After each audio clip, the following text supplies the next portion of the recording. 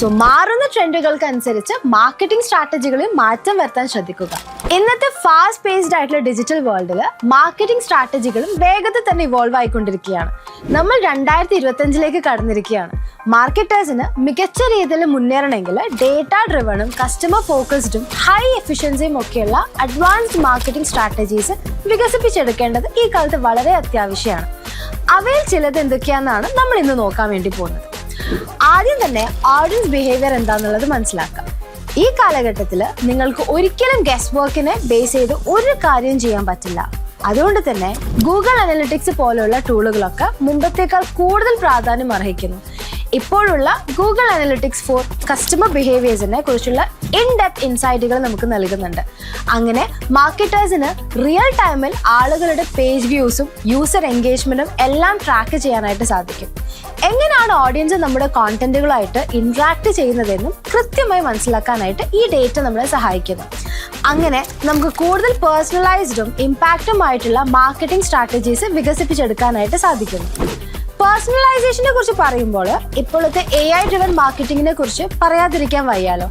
സത്യത്തിൽ അതൊരു game changer തന്നെയാണ്. സ്പെസിഫിക് കസ്റ്റമർ സെഗ്മെന്റിന് വേണ്ടിയുള്ള കോണ്ടന്റുകളും അഡ്വർടൈസ്മെന്റുകളൊക്കെ പ്രത്യേകം ക്രിയേറ്റ് ചെയ്തെടുക്കാൻ ഈ ആർട്ടിഫിഷ്യൽ ഇന്റലിജൻസ് നമ്മളെ സഹായിക്കുന്നു. വിവിധ തരം ആളുകളുടെ താല്പര്യങ്ങൾക്ക് അനുസരിച്ചിട്ട് വിവിധ തരം കോണ്ടന്റുകളും പ്രോഡക്റ്റുകളും ഒക്കെ ഷോക്കേസ് ചെയ്യാൻ സാധിക്കുന്നതിനെ കുറിച്ച് ഒന്ന് ആലോചിച്ചു നോക്കൂ. അത് അവരുടെ സ്പെസിഫിക് ഇൻട്രസ്റ്റ്, പ്രീവിയസ് ബിഹേവിയർ എന്നീ കാര്യങ്ങളെയൊക്കെ ബേസ് ചെയ്തിരിക്കും. ഇനി നമുക്ക് കോണ്ടന്റ് ക്ലസ്റ്ററിങ്ങിനെ കുറിച്ച് സംസാരിക്കാം. SEO തന്നെയാണ് ഇപ്പോഴും സക്സസ്ഫുൾ ഡിജിറ്റൽ മാർക്കറ്റിംഗിന്റെ കീ. അക്കാര്യത്തിൽ ഒരു സംശയവും. പക്ഷേ അതിന് ഒരിക്കലും ഇൻഡിവിജ്വൽ ബ്ലോഗ് പോസ്റ്റ് റാങ്കിനെ ബേസ് ചെയ്ത് നിൽക്കുന്ന ഒരു കാര്യമല്ല. അതിനു പകരം നമ്മൾ പില്ലർ പേജുകളാണ് ഉണ്ടാക്കിയെടുക്കേണ്ടത്. ഈ പേജുകൾ എന്ന് പറയുന്നത് നമ്മുടെ ഓഡിയൻസിന് റെലവെന്റ് ആയിട്ടുള്ള ടോപ്പിക്കിനായിട്ടുള്ള കോംപ്രഹെൻസീവ് ഗൈഡുകളാണ്. ഈ പേജസ് മറ്റ് റിലേറ്റഡ് കോണ്ടന്റുകളുള്ള പേജുകളായിട്ട് ലിങ്ക്ഡ് ആയിരിക്കും. അങ്ങനെ അത് മൊത്തത്തിൽ ഒരു ക്ലസ്റ്റർ ഫോം ചെയ്യുന്നു. ഇത് നമ്മുടെ SEO മെച്ചപ്പെടുത്തും. അതുപോലെ തന്നെ യൂസേഴ്സിന് അവർക്ക് വേണ്ടുന്ന ഇൻഫോർമേഷൻസ് ഒക്കെ ഒരൊറ്റ സ്ഥലത്ത് തന്നെ കണ്ടെത്താനായിട്ട് സാധിക്കും. പിന്നെ മാർക്കറ്റേഴ്സ് ഒമ്നി ചാനൽ മാർക്കറ്റിംഗ് ഉപയോഗപ്പെടുത്തേണ്ടതും വളരെ അത്യാവശ്യമായിട്ടുള്ള ഒരു കാര്യമാണ്. ഇന്നത്തെ കാലത്ത് ഒരൊറ്റ പ്ലാറ്റ്ഫോമിൽ മാത്രം മാർക്കറ്റിംഗ് ചെയ്തുകൊണ്ട് കാര്യമില്ല. നമ്മുടെ കസ്റ്റമേഴ്സ് ഇപ്പോൾ എല്ലായിടത്തും ഉണ്ട്. സോഷ്യൽ മീഡിയയിൽ മെയിൽ ചെക്ക് ചെയ്യുമ്പോൾ, ബ്രൗസ് ചെയ്യുമ്പോൾ, അങ്ങനെ എല്ലായിടത്തും നമ്മൾ അവരുടെ അറ്റൻഷൻ പിടിച്ചെടുക്കാനായിട്ട് ശ്രമിക്കണം. അതുകൊണ്ട് ഈ പറയുന്ന എല്ലാ പ്ലാറ്റ്ഫോമുകളെയും ഇന്റഗ്രേറ്റ് ചെയ്ത് പ്രവർത്തിക്കേണ്ടത് ഒരു വളരെ അത്യാവശ്യമായിട്ടുള്ള ഒരു കാര്യമാണ്. ഉദാഹരണത്തിന് നമ്മളൊരു ഇമെയിൽ ക്യാമ്പയിൻ റൺ ചെയ്യുന്നു.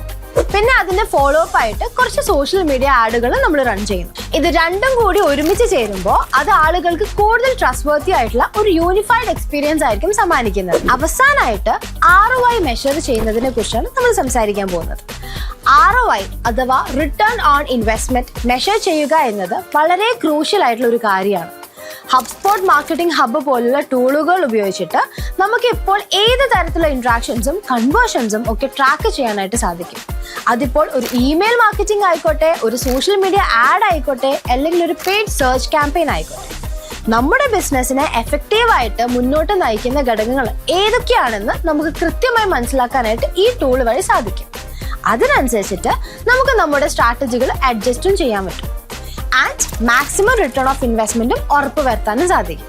സോ ചുരുക്കി പറഞ്ഞാൽ ഈ 2025 ഡിജിറ്റൽ മാർക്കറ്റിംഗ് സ്ട്രാറ്റജീസ് എന്ന് പറയുന്നത് ഡേറ്റ ഡ്രിവൺ ഡിസിഷനുകളുടെയും പേഴ്സണലൈസേഷന്റെയും ഒരു സീംലെസ് ഇന്റഗ്രേഷൻ ആണ്. സോ മാറുന്ന ട്രെൻഡുകൾക്ക് അനുസരിച്ച് മാർക്കറ്റിംഗ് സ്ട്രാറ്റജികളിൽ മാറ്റം വരുത്താൻ ശ്രദ്ധിക്കുക. അഡ്വാൻസ്ഡ് ടൂളുകളുടെയും ടെക്നോളജിയുടെയും ശക്തി കൃത്യമായ രീതിയിൽ ഉപയോഗപ്പെടുത്തുക. So good luck with mastering the digital landscape of 2025. For more such videos, subscribe our channel.